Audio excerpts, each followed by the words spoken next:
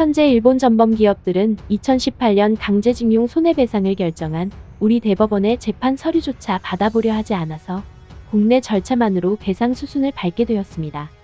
한국사법부는 상대방에게 통상의 방법으로 서류가 배달 안 될 경우 일정 기간이 지나면 배달된 걸로 간주하는 공시송달 결정을 내렸습니다.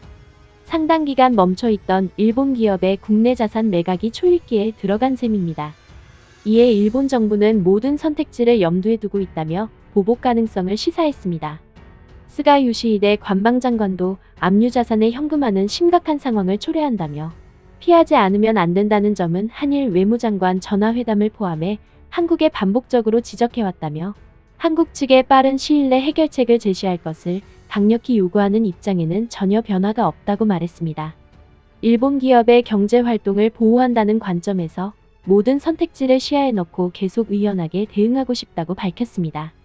아소다로 부총리 겸 재무상은 월간 분계이 슌주 2020년 1월호에서 만일 한국 측이 민간 기업 자산 현금화 등을 실행한다면 이쪽엔 한국과의 무역을 재검토하고 금융제재를 단행하거나 하는 여러 가지 방법이 있다며 사실상 보복하겠다는 뜻을 분명히 했습니다. 레딧에도 일본이 금융제재를 하면 한국 경제가 먼저 황폐해질 것이라며 일본이 1차 경제공세 때 발생한 경제적 손실을 뛰어넘는 두 자릿수 보복을 준비하고 있다는 글이 올라왔습니다. 그럼 이 글을 읽은 외국인들의 댓글을 보시겠습니다. 일본은 세계적인 불황기에 무역을 줄이고 싶어해. 한국인들은 팝콘을 준비한다. 나와 함께 말해봐 가미카제. 제로 전투기와 함께 해저로 직진. 정부는 한국과의 거래를 기꺼이 할 새로운 파트너를 찾을 것이다.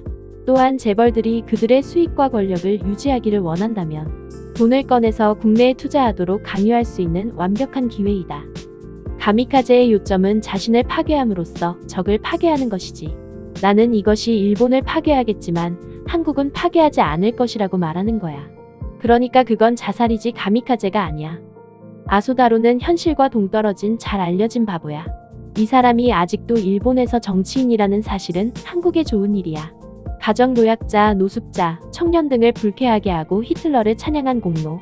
모든 일본인이 일본인인 것은 아니다. 아마 오키나와는 일본이 파산하면 독립할 기회를 얻을지도 몰라. 아소다로가 과거의 한 말을 보면 그는 일본 제국 출신처럼 들려. 마치 누군가가 과거로 돌아가서 일본 제국의 정치인을 현대로 데려온 것 같아.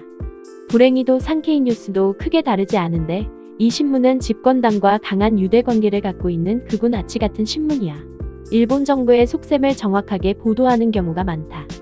일본은 트럼프가 G7 파티에 한국을 초청한 것에 대해 매우 불만입니다.